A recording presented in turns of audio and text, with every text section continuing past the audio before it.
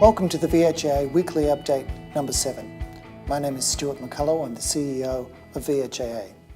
Starting this week with community health, thank you to those members for their feedback with regards to the Social and Community Services Agreement. We'll continue to work with members to address their concerns with regards to the outstanding items of claim. With respect to the allied health professionals, that agreement expired on the 30th of June 2016. To date, we're aware that 3 community health services have received logs of claim. Similar to last time, with regards to those logs of claim, they are largely identical, with a small number of variances between those logs of claim. In particular, there are about 46 to 47 items in the logs of claim, and 9 of them are different, the rest are identical. Interesting also is that 33 of the items of the log of claims tend to reflect either acute outcomes, including some acute claims that have previously been rejected. That is, over 70% of the log reflect claims that were made in another sector. With regards to the Health Workers Union and the Health and Allied Services Agreement, we're still awaiting the development of a more succinct log of claims to assist the parties to go through the negotiation process in a more efficient manner. But you will be receiving from us a request for an authority to act, and we'll shortly provide members with NERR materials. With respect to the acute sector, regarding the nurses agreement, the Nurses Agreement Reference Group will meet shortly and discuss the key implementation issues. It may well be that some of those matters are then referred to other working parties to progress during the life of the agreement. VHIA has made submissions to the Safe Patient Care Act Task Force review. In particular, we've made submissions with respect to aged care, maternity services, and the role that technology might play in taking into account nurse-sensitive indicators and applying the ratios in a way that responds to real-time information. With regards to mental health, members will be aware that that agreement was approved at ballot by 99.2% of those who cast a valid vote. And with regards to the allied health professionals, we had a meeting the other week with regards to a couple of matters, including a claim that CPD allowance for November should be paid, notwithstanding that the new rates will encompass that payment. We've exchanged correspondences and had offered to meet further, but that invitation has not been accepted. With regards to public holidays, an issue arose in terms of the application of the existing public holiday provisions and their interaction with the National Employment Standards. In meeting with VHIA, they raised a concern that in some instances those who would ordinarily have worked both Sunday the 25th of December and Tuesday the 27th were advised that they needed to take annual leave to get the benefit of both days. If that were the case, that is not correct. Under the National Employment Standards, where there is a public holiday, an employee is entitled to not work that day and to receive their ordinary pay. With respect to the Health and Allied Managers and Administrative Workers Agreement, for those people who are yet to convene their Agreement Implementation Committee should do so. We will have discussions with the HWU as to whether there's any clarifying material that might support the convening of those Agreement Implementation Committees. With respect to doctors, we have a meeting scheduled for the 24th of February with the AMA. There is then a broader reference committee that includes the department the following week. But we look forward to providing further updates with regards to these agreements and many other issues shortly.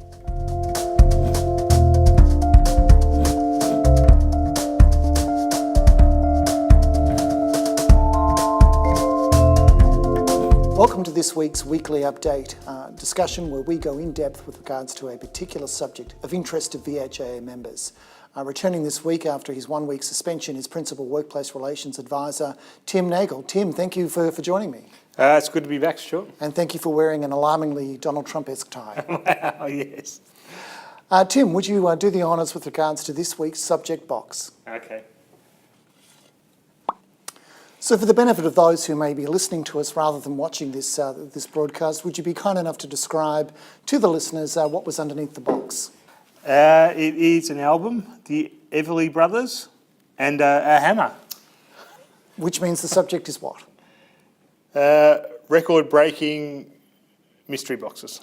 Record-breaking, that is a very fair assumption. I did feel as though my clues were being a little bit too abstract and not enough information, so I've tried to overcompensate this week by providing 2 clues. The first of which are the Everly brothers, that's Phil and Don Everly, who were hitmakers in the 50s and 60s with a range of great songs such as Wake Up Little Susie, Kathy's Clown, and Love Hurts. And for the Everly brothers, love did indeed hurt, because whilst they sang beautifully together on stage, they fought dramatically off stage. And that's what our hammer represents. Our hammer represents the conflict that the Everly brothers experienced. So today's subject is dispute settlement, which goes to the issue of resolving conflict, which would have been a great assistance to Phil and Don if they'd been covered by an enterprise agreement. Yes, indeed. So all of our enterprise agreements have dispute settlement procedures, but just in terms of beginning that discussion, we should take a step back and just talk about the Act a little bit and the reason why it is that we have those dispute settlement procedures. Yeah, so in terms of the Act, I mean, one of the objectives of the Act is to enable fairness, and that's by providing mechanisms to resolve disputes. So that's listed in the objectives as one of the purposes of the Act. And it also goes on to talk about that you need to include a dispute resolution clause in agreements if they're going to be certified. That needs to provide a process to resolve disputes and grievances, and also enable representation of the parties involved in those disputes. So having regard for the objects of the Act and the requirements for approval, dispute resolution procedures are included in agreements because they're required to be there. That's right, exactly. So in terms of turning to the agreements themselves and the new agreements that have been developed over the past few months, where will people find their dispute resolution procedures? So it's at the front of the agreement. It's usually around Section B, and that's usually entitled something like Consultation Dispute Resolution Procedures. So one of the things that we've been conscious of trying to do this time around is to get a greater consistency in the way that agreements are structured. So people can generally expect to find in Part B particular clauses including the dispute resolution procedure. I don't think we've got things quite identical across all the agreements, but it's moving towards a standardised format. So we've come a long way. We haven't got to a degree where everything's exactly the same, but we're along the path. So perfect synchronicity still eludes us, but we're getting closer. Correct. So people will turn to Part B of their agreement and look for their dispute resolution procedure. Yes. So all of our agreements have dispute resolution procedures. Tim, it's not uncommon for employers to have their own policy with regards to dispute resolution. What's the interaction between those policies and the dispute resolution procedures under an enterprise agreement? Yeah, so so organisations can have policies on dispute resolution, but it can't undermine the agreement provision. So it can build on top of it, but it can't be inconsistent with the agreement provision. Okay, so in terms of industrial paper, rock, scissors, the agreement prevails. Correct. Okay.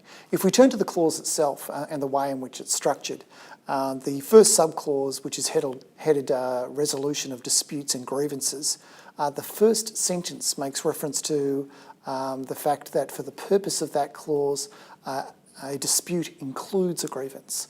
Why is that statement made?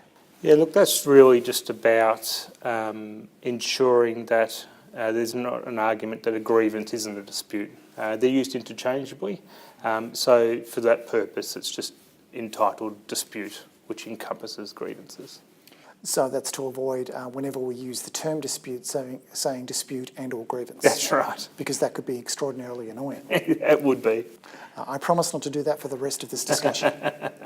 The clause then goes on to say that the procedure applies to any dispute, and silently and or grievance, arising in relation to specified matters. And it lists 4 items. In particular, it makes reference to any dispute arising under the agreement itself. And I guess that's a statement of the obvious that the dispute resolution procedure under the agreement should cover any dispute about the agreement. That's right. It also refers to the NES, any dispute arising under the National Employment Standards. Why does it do that? So what we want to be able to do is to have easier resolution of those sort of disputes. So by encompassing matters under the NES, it allows for the Commission's assistance in resolving disputes. And from my recollection, it's one of those mandatory requirements. That's right. That the dispute resolution procedure must provide power to resolve disputes about the national employment standards. The requirement of the certification process. And we've also got two other references. One is to a flexible working arrangement, and the second of which is a request for an additional 12 months parental leave. Now, both those items actually fall under the NES, but the way in which the Act operates is it says that those are not matters that would be covered by dispute resolution unless the agreement provides that they are. Yes, and again, this is a matter of convenience, so that allows the Commission to the jurisdiction to deal with those sort of matters as well. So why create jurisdiction for the Commission to resolve disputes with regards to flexible working arrangements and requests for additional 12 months parental leave? So the alternative to using the Commission in that dispute resolution process is the Federal Court, and of course accessibility and cost is an issue if you use that alternative jurisdiction. Not to mention the speed at which a matter might be resolved. The Fair Work Commission has a long history of being able to resolve disputes through conciliation, and it's a far more direct way of resolving disputes rather than everybody traipsing off to court. Exactly.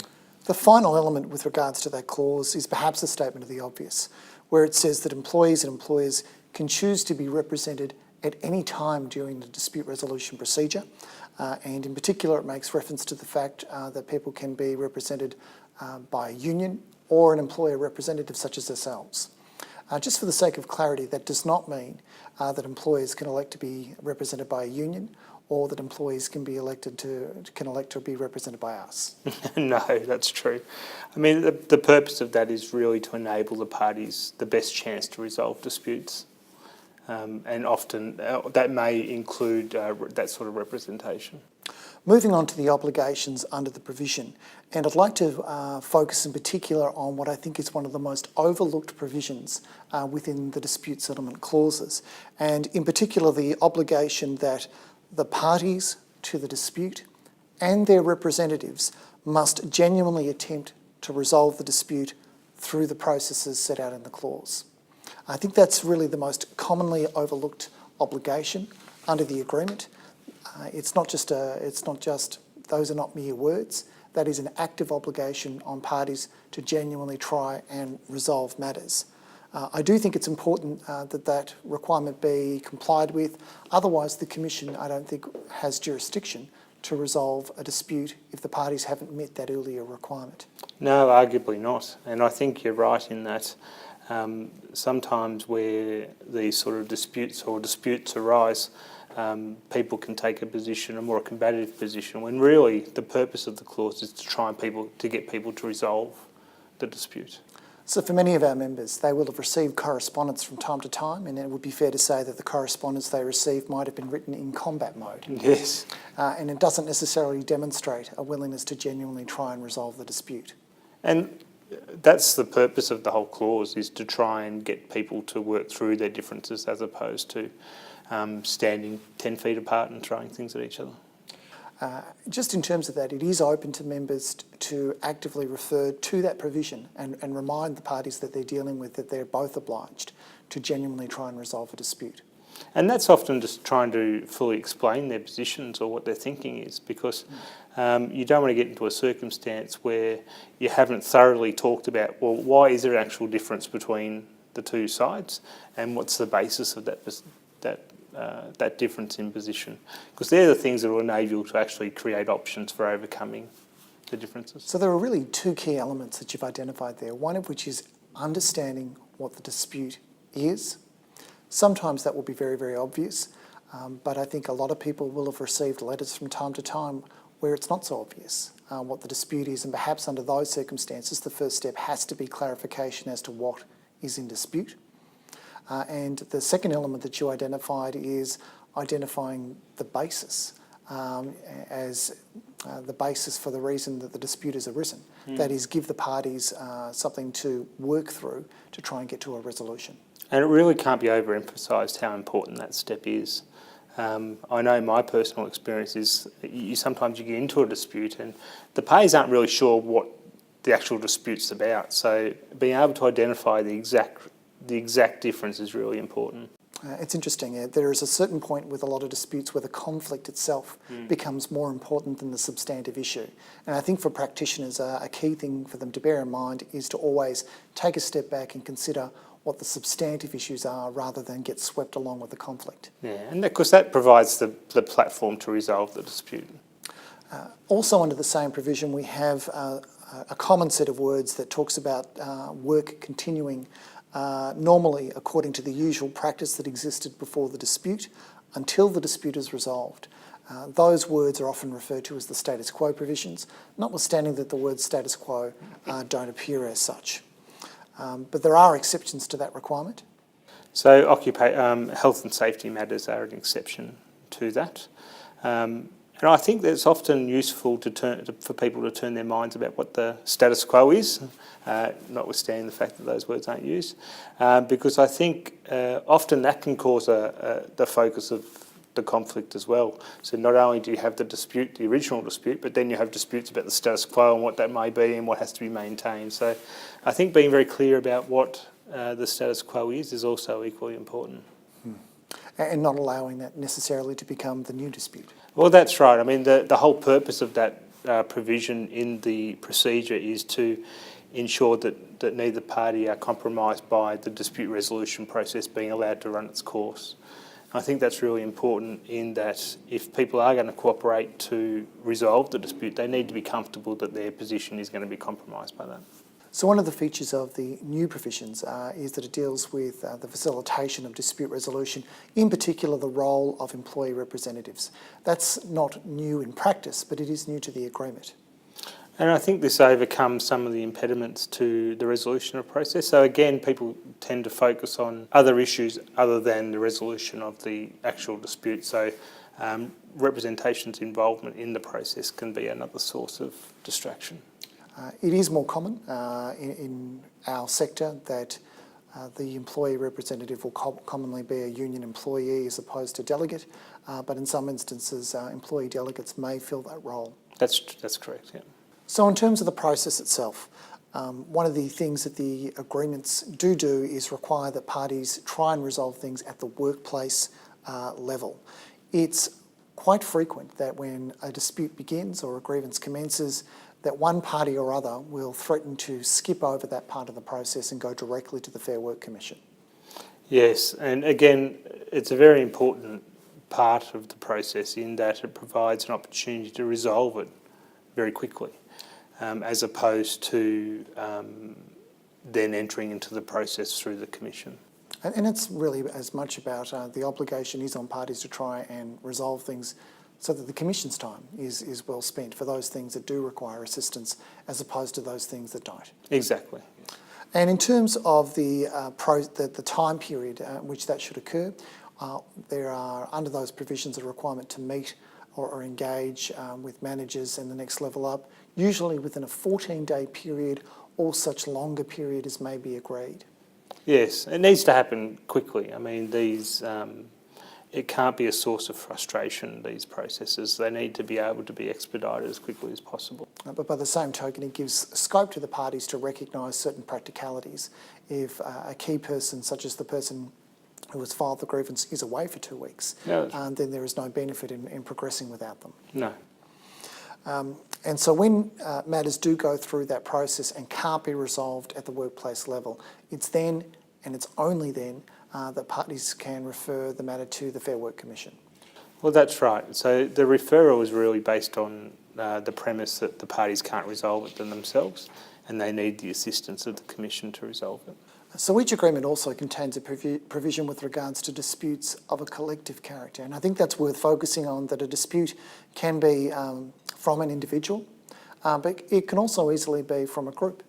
That's right. Yeah. So some disputes by their nature are collective disputes.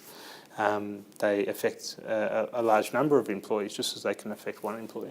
Now, the statements under the agreement, which have come from previous agreements, talk about the fact that sometimes early reference to the Commission might be an advantage in the case of a collective dispute. However, that doesn't provide a a right to skip over the process for trying to resolve it at a workplace level, though, does it? No, people still need to generally try and resolve disputes at the local level in the first instance. Again, there's no use having the same conversation at the Commission that you could have at the local level. So I'm mindful that of some of our members will be very familiar with the Commission, and perhaps some will be less so. One of the things that I always find fascinating is that when you're dealing with a party, particularly with a representative, about a dispute, how often that representative might threaten to take you to the Commission as though that were a bad thing. But some disputes really ought to go to the Commission. No, well, that's right. I mean, the whole purpose of the dispute resolution clause, including the establishment and operation of the Commission, is to resolve disputes. So really the threat is to seek assistance to resolve the dispute, which in itself isn't a threat. It should be, in some instances, really welcomed. That's right.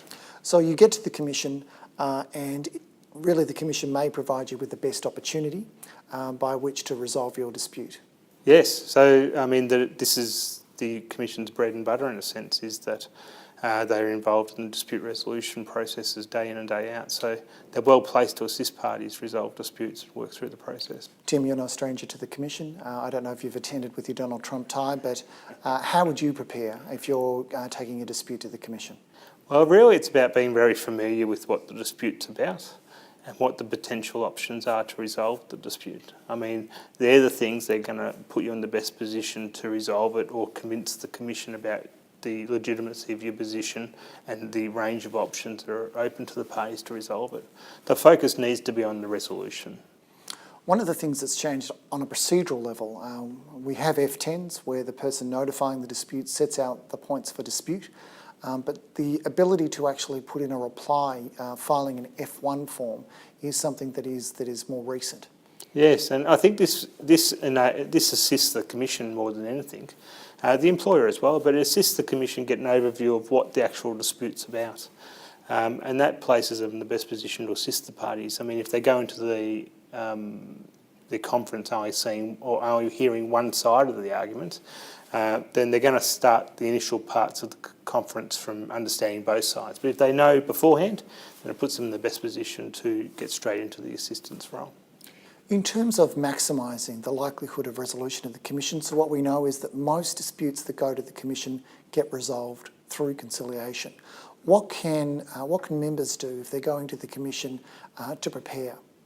So I think, again, it's about understanding what the dispute's actually about and being well versed in all the facts. So that helps your side. Also, if you try and understand the other side's position and where they're coming from, because sometimes in these situations, if you understand the other side, then you can help navigate through what their objections may be.